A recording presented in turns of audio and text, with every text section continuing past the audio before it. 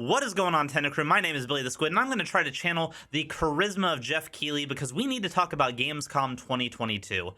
Boy, let me tell you, it was great to see the Gamescom convention.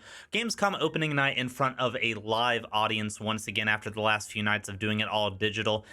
It was really nice to see the crowd and actually be able to gauge the crowd's reactions to the different trailers. And let me tell you, there was a lot of trailers shown off, and the crowd seemed very much into it. We got the long-awaited sequel to Dead Island coming out, which is very exciting. New Tales from the Borderlands coming out from Telltale, hopefully showing off that superb writing style that they had in the first game.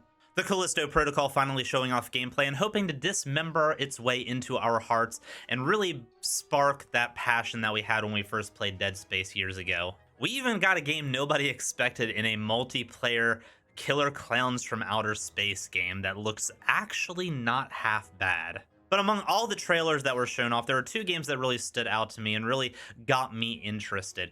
Those games are The Lords of the Fallen and Lies of P. Both games are looking to spice up the action RPG genre in different ways and have my attention for different reasons. So let's jump right in and talk about these upcoming titles. Starting off with The Lords of the Fallen. I don't know if this is supposed to be a sequel to the first Lords of the Fallen or if this is a soft reboot of the franchise, but it definitely has a similar feel to what we saw way back in the day when the original Lords of the Fallen came out. For those of you that don't know, Lords of the Fallen was one of the first AAA Souls-likes to come out after this mainstream success of the Dark Souls franchise. And I do feel like an overwhelming barrage of comparisons between Lords of the Fallen and Dark Souls was one of the main reasons why the game failed to reach a critical or commercial success like the game studio was hoping. Being called things such as Slow Souls, Clunk Souls, the game never really got a chance from most audiences to really show what it was bringing to the table. If you came from Dark Souls looking to play Lords of the Fallen and have a similar experience, you were going to be sorely disappointed because they are two totally different games. And before there was a slew of Souls-like games out there, people were a lot less accepting of games that were trying to do what Dark Souls did in a different way. But now here in 2022, after a barrage of Souls-like games has come out, I think the Lords of the Fallen really has a chance to stamp its place into the genre and really make a name for itself. I think the comparisons to the other games are going to be lessened just because of how many games have come out in this genre. And from what we saw in the cinematic trailer, it does seem like it has a decent world built to it. I try not to judge games too much on the cinematic trailers alone because gameplay at the end of the day is going to be the selling point, at least for me. But from a cinematic trailer, you can at least see the effort that a studio is putting into a title. And it definitely seems like they are putting a lot of effort into this. From the cutting edge graphics, a good story setup that doesn't seem like it relies on the original Lords of the Fallen storyline too much to be able to be played, and a really well done fight montage with Danzig's mother really caps off the tough guy mood that I think they're bringing into this title. Sprinkle in a little bit of what I'm assuming is going to be the rebirth mechanic at the end of the trailer, and you have enough to get my attention. The gameplay trailer will let us know whether it's going to be worth that attention.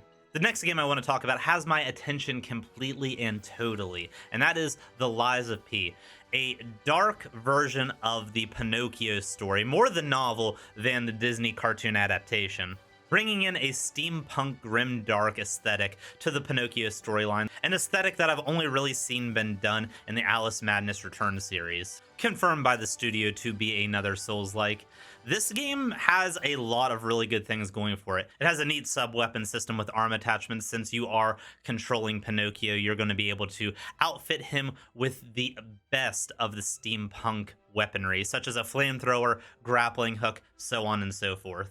And with that grappling hook, it also seems like mobility is going to be a bigger factor in this than some of the other Souls-like games that we've seen. Tie that all together with some really outstanding looking gameplay. They did a great job of showing a bunch of different weapons and playstyles throughout this gameplay trailer, really capturing the mood of what the Souls-like games are all about. A lot of people are saying it looks like Bloodborne, and while I can maybe understand that from the dark aesthetic, I think it is unfair to Lies of P to set up that comparison this early before the game's actually been given a chance to prove itself on its own feet. One of the best things about this trailer, and I think one of the highlights that's going to be in the gameplay, is the dual narration alluding to two different pathways throughout this game, potentially a good and a bad pathway, with the woman being one of the paths, and the man, who I'm assuming is Geppetto, being the second path. It was also nice to see either the Blue Fairy or Jiminy Cricket in the lantern at Pinocchio's side.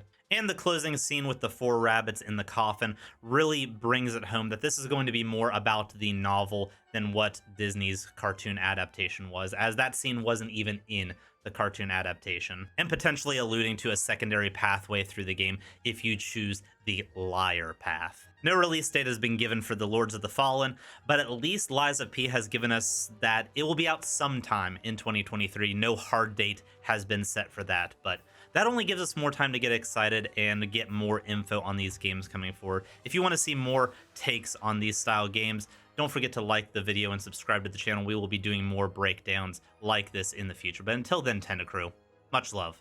Bye-bye.